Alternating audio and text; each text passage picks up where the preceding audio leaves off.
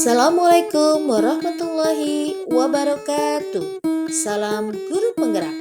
Perkenalkan, saya Yuyun Yuniar, calon guru penggerak angkatan 9 dari SMA Negeri 1 Cimarga, Kabupaten Lebak, Banten. Pada kesempatan ini, saya akan membagikan video aksi nyata modul 1.4. Diseminasi berbagi pemahaman dan pengalaman mengenai konsep-konsep inti budaya positif. Konsep-konsep inti budaya positif yang akan saya bahas pada kesempatan ini adalah 1. Perubahan paradigma belajar. 2. Disiplin positif. 3. Kebutuhan dasar manusia. Yang keempat, motivasi perilaku manusia. Yang kelima, posisi kontrol. Yang keenam, keyakinan kelas. Dan yang ketujuh, segitiga restitusi. Selamat menyaksikan.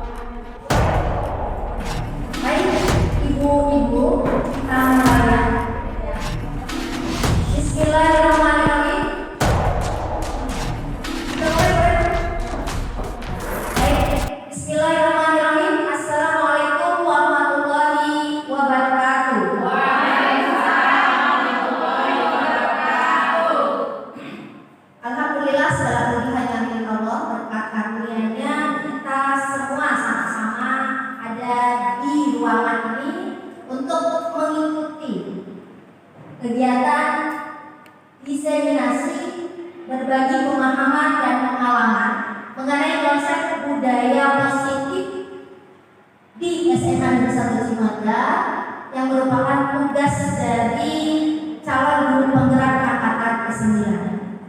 Salam serta salam kita haturkan kepada junjungan kita dan besar semangat.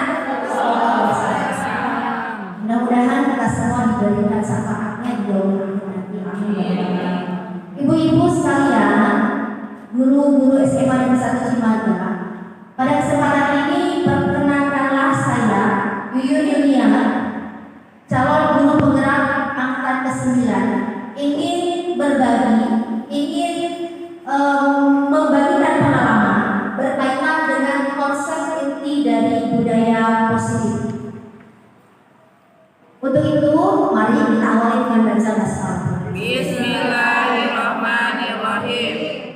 Baik, ini adalah tugas saya sebagai CGP Angkatan 9. Pada kesempatan ini saya dibimbing oleh pengajar praktek saya Bapak Muhammad Setiawan dan fasilitator adalah Ibu Dwi Puspita Sari. Selanjutnya, sebelum kita masuk ke materi tentang budaya positif, ada beberapa pertanyaan yang berkaitan dengan materi pada hari ini. Yang pertama, ada yang tahu tidak apa itu budaya positif? Ya baik, Bu Novi. Budaya positif itu budaya yang Budaya yang baik-baik. Ya silakan Bu Emi. Budaya positif itu segala sesuatu yang kita lakukan berhubungan dengan kegiatan yang baik. Baik. Selanjutnya ada yang lain? Cukup? Baik. Ya. Jadi tadi betul sekali yang namanya positif adalah sesuatu yang baik ya. Dan namanya budaya adalah sesuatu kegiatan yang dilakukan terus menerus. Dan itu harus kita lakukan di lembaga pendidikan, yaitu sekolah kita SMA Negeri 1 Cimahi. Ya. Kemudian yang kedua, apa sih pentingnya menciptakan suasana positif di lingkungan sekolah kita? Ya, gantian ya belum ya. Baik. Ya, agar tercipta lingkungan yang kondusif. Oke, lanjut. Ya, Bu Wiwin. Supaya murid aman dan nyaman dalam belajarnya. Ya, oke. Lanjut, ada yang lain? Cukup? Baik, betul sekali ya Bapak dan Ibu. Yang namanya lingkungan positif itu sangat diperlukan ya di sekolah kita. Yang pertama tadi supaya lingkungan belajar anak-anak kondusif ya. Kondusif itu berarti aman, begitu ya, tertib. Sehingga apa tujuannya? Ya tentunya siswa belajar dengan tenang dan tujuan pendidikan itu sendiri bisa tercapai dengan baik. Ya, selanjutnya yang keempat, apakah ada hubungan antara menciptakan suasana yang positif? Oh, yang ketiga ya. Yang ketiga, sebagai seorang pendidik dan atau pimpinan sekolah, bagaimana sih Anda dapat menciptakan suasana positif di lingkungan Anda selama ini? Atau artinya secara singkat pertanyaannya, di sekolah kita sudah berjalan belum sih lingkungan positif atau budaya positif? sudah. Ya, baik, silakan Bu Novi.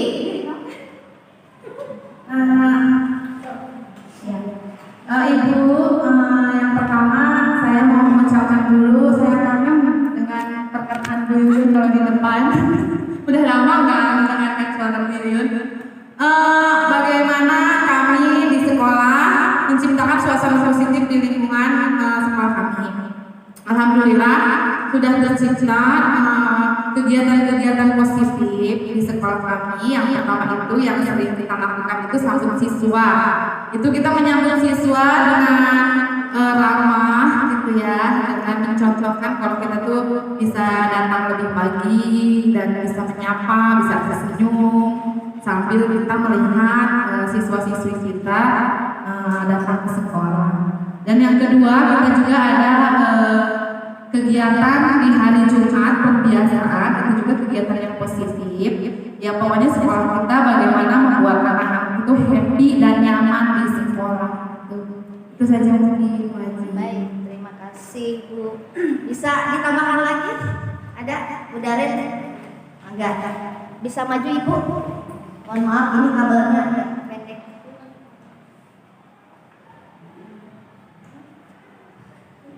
Ya, terima kasih Bu Hendri.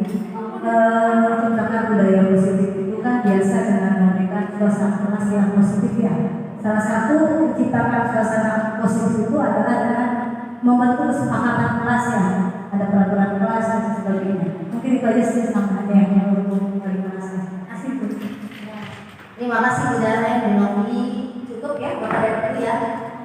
Jawabannya sudah mewakili, betul sekali. Sekolah kita itu sudah melakukan hal-hal positif atau yang kita sebut dengan budaya positif, begitu ya. Kemudian tentu saja budaya positif itu sudah ada dan tentunya ya dengan serta-merta budaya positif itu muncul karena adanya lingkungan yang positif. Kegiatan-kegiatan yang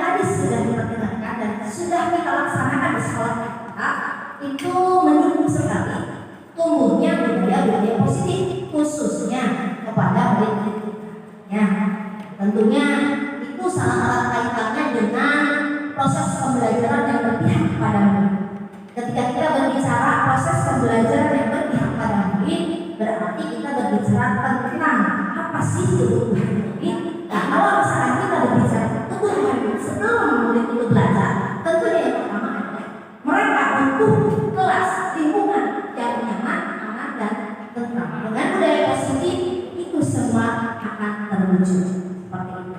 Ya, itu pertanyaan yang ketiga. Ya, yang kedua, apakah ada hubungan antara menciptakan suasana yang positif dengan proses pembelajaran yang berkah pada murid? Mungkin sudah tadi saya bahas ya. Dan yang kelima, bagaimana sih penerapan budaya positif saat ini di sekolah kita efektif tidak? Ya, artinya berjalankah, konsistenkah saat itu? Bagaimana dengan Monika? Ya, silakan Monika maju ke depan. Kalau memang belum efektif, apa yang perlu dikembangkan? Pertanyaan nomor 5, bagaimana penerapan budaya positif saat ini di sekolah kita? Apakah sudah ada dan diterapkan dengan efektif? Sebagian ada ya. Ada anak-anak mengikuti kegiatan KBM dengan tertib, dengan aman. Kemudian pelaksanaan yang kita lakukan dalam tata tertib juga dilaksanakan. Ada sebagian juga belum, mungkin tertentu saja ya Bu ya. Mungkin ada anak yang di luar tata tertib itu menyalahi aturan dan lain sebagainya. Contohnya mungkin dari seragam ya. Ada aja anak yang tidak sesuai dengan seragamnya. Mungkin itu saja. Terima kasih. Assalamualaikum warahmatullahi wabarakatuh. Waalaikumsalam warahmatullahi wabarakatuh. Terima kasih Bu Meike. Ya. Tentu saja kalau kita berbicara tentang ideal dalam kehidupan ini tidak ada yang ideal ya Bapak dan Ibu ya. Tentunya gitu ya. Ada saja hal-hal yang perlu diperbaiki, ditambahkan dan tentunya dikembangkan. Dan itu perlu evaluasi